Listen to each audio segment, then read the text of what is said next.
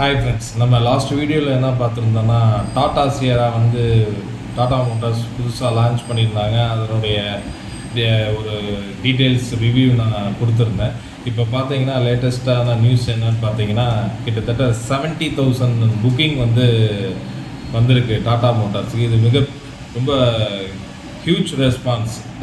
எல்லாருமே ரொம்ப ஈகராக வெயிட் பண்ணுறாங்க இந்த டாடா சியரா ப்ராடக்டை. ஏன்னா அந்தளவுக்கு இது ஒரு அட்ராக்டிவாக இந்த மார்க்கெட்டில் வருது.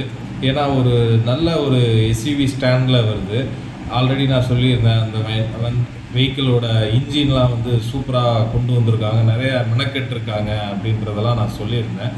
இதில் பார்த்தீங்கன்னா எது வேல்யூ ஃபார் மணியாக இருக்கும், அதில் ஒரு 7 மாடல் வருது. ஆல்ரெடி உங்களுக்கு தெரிஞ்சிருக்கும்.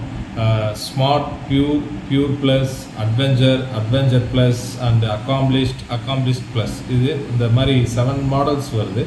இதில் என்னையை பொறுத்தளவு எது வேல்யூ ஃபார் மணி அப்படின்றத பார்த்தீங்கன்னா, எதுக்காண்டி இதை சொல்கிறேன்னா, இப்போ சில பேர் எனக்கு கன்சல்டிங் கால்லாம் பண்ணுறாங்க, என்ன கார் வெஹிக்கிள் வாங்கலாம் அப்படின்ட்டு. அவங்களுக்காண்டி இந்த வீடியோ. இதில் ஸ்மார்ட்டுக்கு அப்புறம் பியூர்னு ஒரு வேரியண்ட் வருது. பியூர் வேரியண்ட்டில் போனீங்கன்னா உங்களுக்கு ஆட்டோமேட்டிக் பெட்ரோல் கிடைக்கும், டீசலும் ஆட்டோமேட்டிக் கிடைக்கும், அதே மாதிரி மேனுவலும் கிடைக்கும்.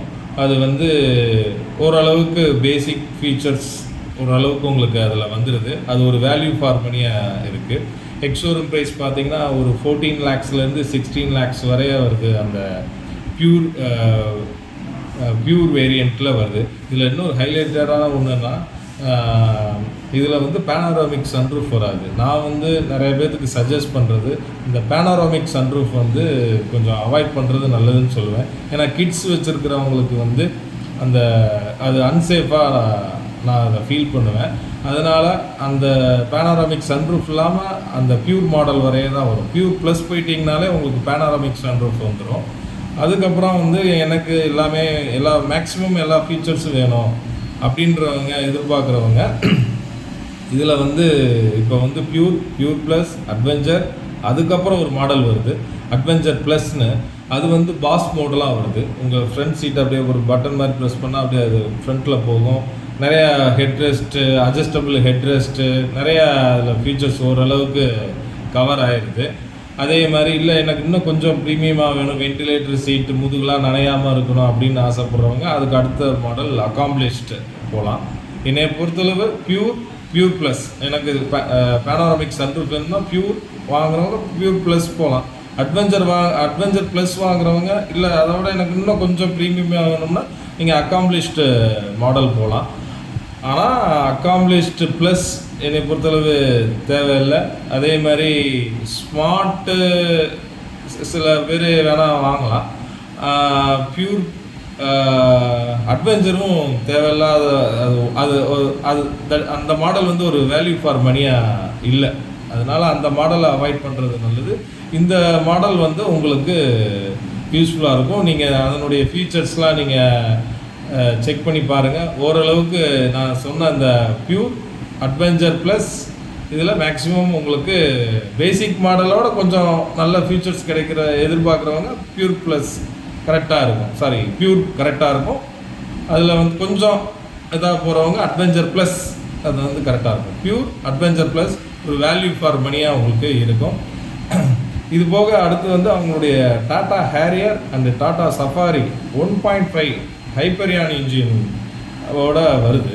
அது இப்போ நிறையா நியூஸ் வந்திருக்கு, நீங்கள் பார்த்துருக்கீங்க. அந்த வெஹிக்கிளில் என்ன பவர் இருக்கும் அப்படின்னு நான் என்ன யூகிக்கிறேன்னா, ஒரு 170 or 180 PS பவர் இருக்கும். டார்க்கு ஒரு 280 or 290 அந்த ரேஞ்சு, இல்லாட்டி 270 or 280 அந்த நியூட்டன் மீட்டரில் உங்களுக்கு டார்க் ப்ரொடியூஸ் பண்ணும் நான் கெஸ் பண்ணுறேன். நீங்கள் என்ன கெஸ் பண்ணுறீங்கன்னு கமெண்ட் செக்ஷனில் போடுங்க. அதே மாதிரி தான் சஃபாரிலையும் 1.5 லிட்டர் வருது. அதுவும் இதே மாதிரி தான் ஒரு 170 or 180 PS பவர்.